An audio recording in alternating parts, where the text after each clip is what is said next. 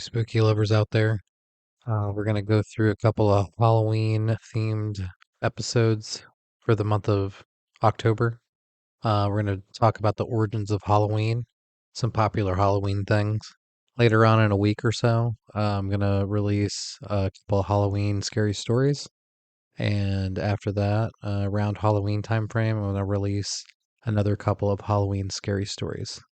So it's Halloween time, Halloween season. Enjoy all the content that you can before it's over. So sit back and relax and enjoy the origins of Halloween.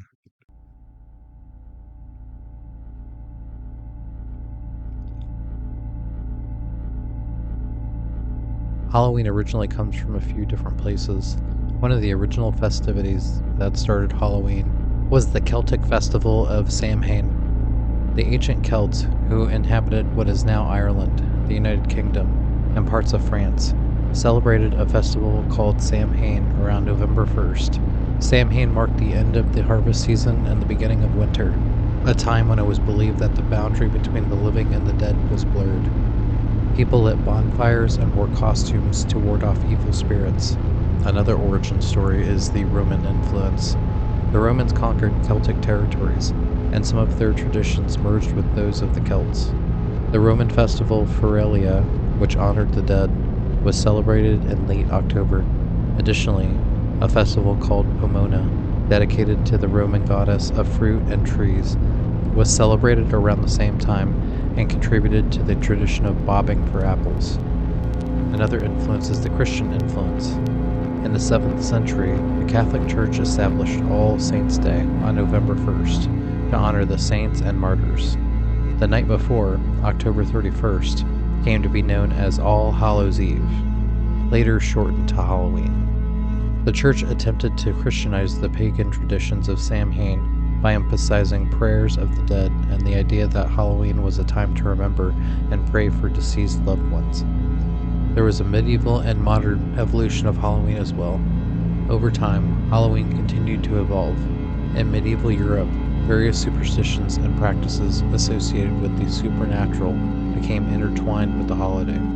For example, people believed that on Halloween, spirits and supernatural beings roam the earth, leading to the tradition of wearing costumes to confuse or appease these entities. Halloween was brought to North America by Irish and Scottish immigrants in the 19th century. In the United States, it further evolved and became the holiday we recognize today. Trick-or-treating, carving pumpkins, and other modern traditions developed during this time. So the original story of Halloween is a complex story of ancient Celtic, Roman, and Christian traditions that have been blended and transformed over centuries. Today, Halloween is a holiday celebrated with costumes, decorations, candy, and various spooky and festive activities. It remains a time to honor the dead, embrace the supernatural, and have fun with family and friends.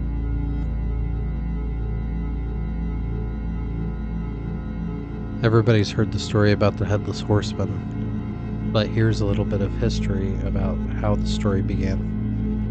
The story of the Headless Horseman is closely associated with the Washington Irving short story, The Legend of Sleepy Hollow, which was first published in 1820 as part of a collection. In The Legend of Sleepy Hollow, the Headless Horseman is a spectral and malevolent figure who haunts the Dutch settlement of Sleepy Hollow in New York's Hudson Valley during the late 18th century. The story centers around the character of Ichabod Crane, a superstitious and awkward school teacher from Connecticut, who comes to Sleepy Hollow to teach the children. Ichabod Crane becomes infatuated with Katrina Van Tassel, the beautiful daughter of a wealthy farmer named Baltras Van Tassel. He hopes to marry Katrina off and inherit her new family's wealth. However, his rival for Katrina's affection is a handsome and wealthy young man named Brom Bones. One fateful night, Ichabod Crane attends a harvest party at the Van Tassel's farm. After the party, he sets out on horseback to return home. As he rides through the dark and eerie woods near Sleepy Hollow Cemetery, he encounters bumps, creaks, frogs, and all kinds of other noises. He encounters the Headless Horseman as well, A ghostly figure said to be the spirit of a Hessian soldier who had lost his head to a cannonball during the American Revolutionary War. The Headless Horseman is said to ride in search of his lost head and terrorizes anyone he encounters. Ichabod desperately tries to outrun the Headless Horseman, but the ghostly rider gives chase. Just as the Headless Horseman is about to catch Ichabod, he throws his own pumpkin-shaped head at him. The next morning, all that is found of Ichabod Crane is his hat and a smashed pumpkin. The story leaves it ambiguous whether Ichabod Crane was actually taken by the Headless Horseman, or if it was a prank by Brom Bones to scare him away from Sleepy Hollow. The townspeople have their own theories about what happened, but the truth remains a mystery. The legend of Sleepy Hollow has become a classic American ghost story, and is often associated with Halloween. The character of the Headless Horseman continues to be a popular figure in Halloween folklore, and is frequently depicted in various adaptations and retellings of the story.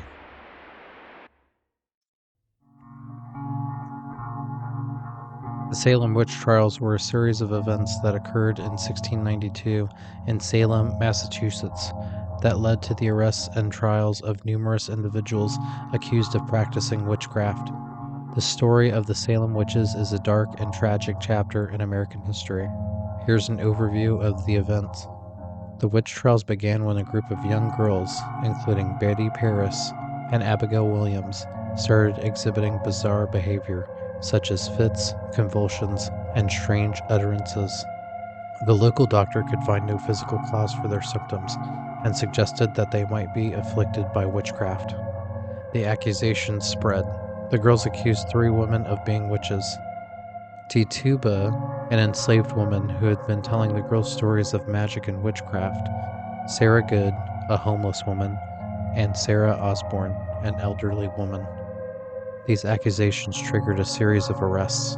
This created mass hysteria.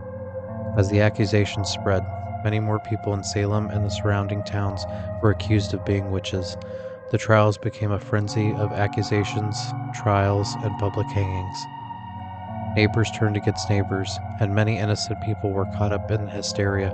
The accused witches were brought to trial in the court of Oyer and Terminer. The trials were conducted in a manner that did not allow for a fair defense, and the judges relied on spectral evidence, which was testimony about dreams and visions, and hearsay.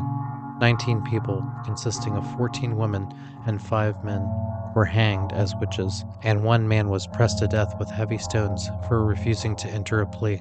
The witch trials eventually began to lose support as people realized the lack of evidence and the injustice of the proceedings. Governor William Phipps dissolved the court of Oyer and Terminer in October 1692, effectively ending the witch trials. In the years that followed, the Salem witch trials were widely condemned. In 1711, the colony of Massachusetts passed a resolution acknowledging the errors and injustices of the trials, and in 1957, the state formally apologized for the events of 1692.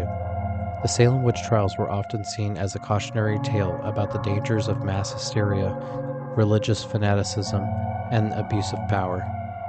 They have been the subject of numerous books, plays, films, and continue to be a significant historical and cultural reference point in the discussion of witchcraft and the limits of justice.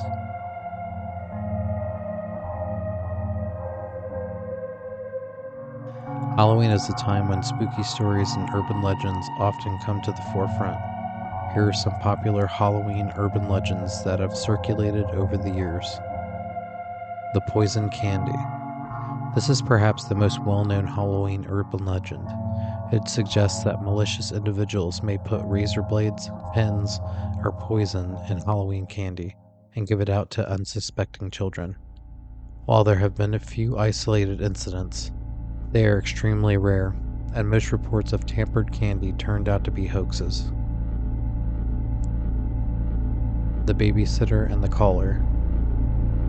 In this urban legend, the babysitter receives threatening phone calls while watching children. She eventually realizes that the calls are coming from inside the house, and a sinister intruder is with her. The story is the basis for the classic horror movie When a Stranger Calls. The Hook-Handed Man.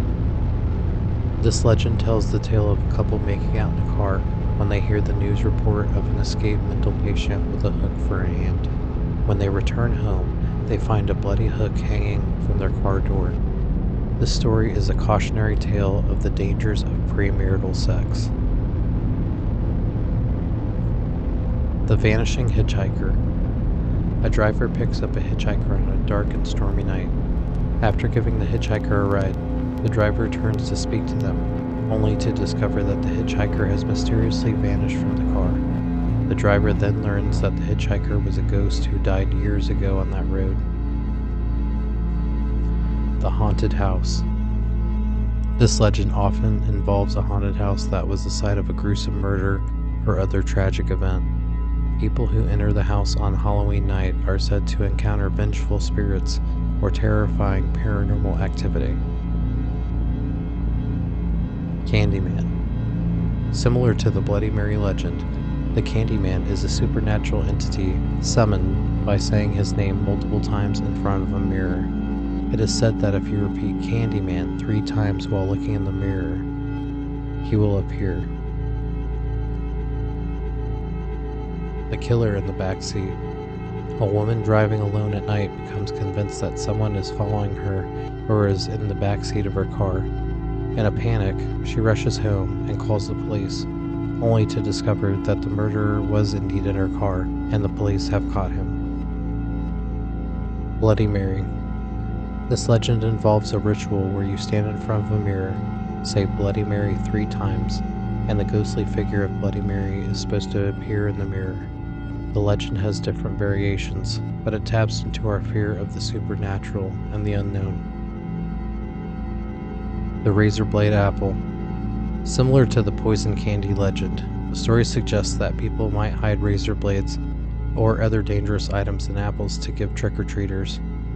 There have been a few reported cases of this happening, but they are very rare. The Black Cat. Black cats have been associated with superstition and Halloween, and there are urban legends about them bringing bad luck or being witches' familiars. The Legend of the Jack-o'-lantern. This legend originates from an Irish folk tale about a man named Stingy Jack, who was too deceitful to enter heaven and too mischievous for hell. He was doomed to wander the earth with a carved-out, turn-up lantern to light his way. The legend gave rise to the tradition of carving pumpkins into jack-o'-lanterns. The Halloween Party Massacre. This legend tells the story of a Halloween party where the person is dressed as a killer goes on a rampage, and the partygoers assume it's just part of the act until it's too late. It plays on the fear that something sinister might be hiding behind a costume.